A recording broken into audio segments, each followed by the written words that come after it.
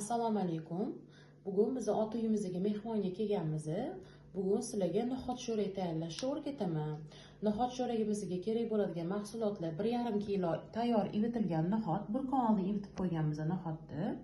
Sizlar go'sht xohlagan qismidan foydalanishingiz mumkin. Bizda mol go'shtining kachaka qismi va dumba, ziravorli, tuz, paprika, zira, murch, lavroviy list kerak bo'ladi. Biz no'xat sho'ragimizni skaravarka qozonida pishiramiz. Bu qozonda pishirishimizning sababi jarayon tezlashadi, tez pishiradi. 1,5 soatlarda no'xat sho'ragimiz xudo xolisa pishadi.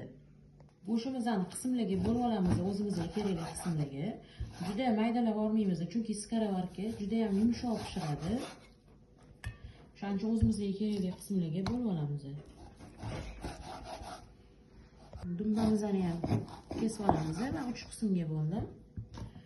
Qolgan go'shtlarimizni ham xuddi shunaqa shaklda kesib olamiz. Mana skaravarkamizni gazga qo'yib, 2 cho'mich yog' solib qizdirib oldik. Endi go'shtlarimizni solib qovurishni boshlaymiz.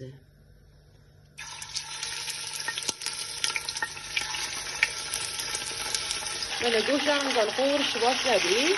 Tuzlarimizni solamiz. Tuz, zira, o'sha boya yuqorida aytilgan hamma ziravorlarni solib, go'shtimizni chiroyli qilib qizartirib qovurib olamiz.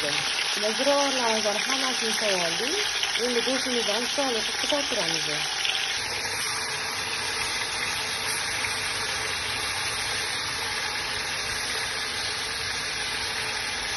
Mana go'shtlarimizni qip-qizil qilib qovurib oldik. Endi no'xatimizni solamiz. No'xatlarimizni solamiz. No'xatimizni soldik. Endi suvimizni solamiz. No'xatimizga ko'milguncha suv solamiz. Mana ustini ko'mgunicha suv soldik. Lavroviy listlarimizni ham sovordik. Endi bu qaynab chiqqandan keyin ko'piklarni olib qopqog'ini yopamiz. Mana no'xat sho'ragimiz qaynab chiqdi. Endi buni ko'piklarini olib qopqog'ini yopamiz. Ko'piklarni oldik. Menda massa ko'p bo'lgani hisobiga qozonga ko'plik qilgani uchun 2 ga bo'lib oldim. 2 ta qozonda pishiraman. Endi qopqog'ini yopib olamiz. Qopqog'ini yopib, havosini chiqaramiz bosib turib. Mana qulflanadi. Endi qaynab chiqishini kutamiz. Mana qozonimizni mana bu yerdagi tugmachasi mana ko'tariladi. Mana bu yog'idagi mana shu knopkasi deymizmi, tugmasi deymizmi, shunisi aylanishni boshlaydi. Bu aylanishni boshladi degani ichida qaynashni boshladi degani.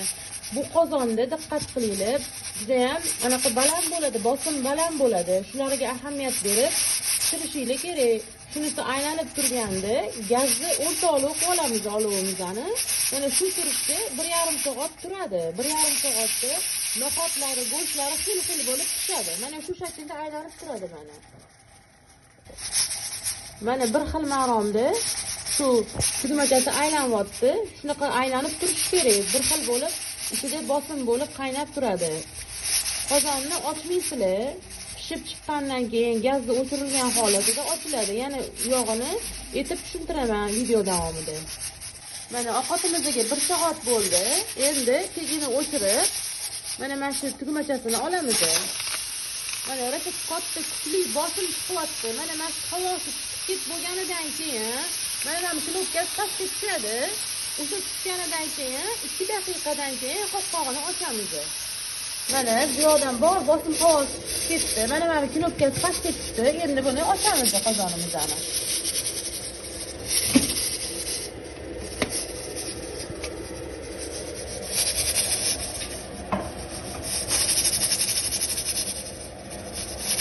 Mana darrov aralashtirmaysizlar ovqatni. Tegida chunki kuchli bosimini hisobiga ovqat tepaga otilishi mumkin. O'shaning uchun ozgina kutiladi-da, keyin aralashtiriladi ovqat. Yoki suzib olinadi. Mana go'shtlari xil bo'lib pishib ketgan, mana ko'rishingiz mumkin. Qanaqa pishib ketganini go'shtlarini. Mana no'xatlari ham pishib ketgan. Yumshoq bo'lib pishgan.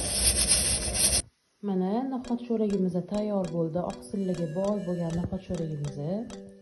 Sizlar ham albatta tayyorlab ko'ringlar.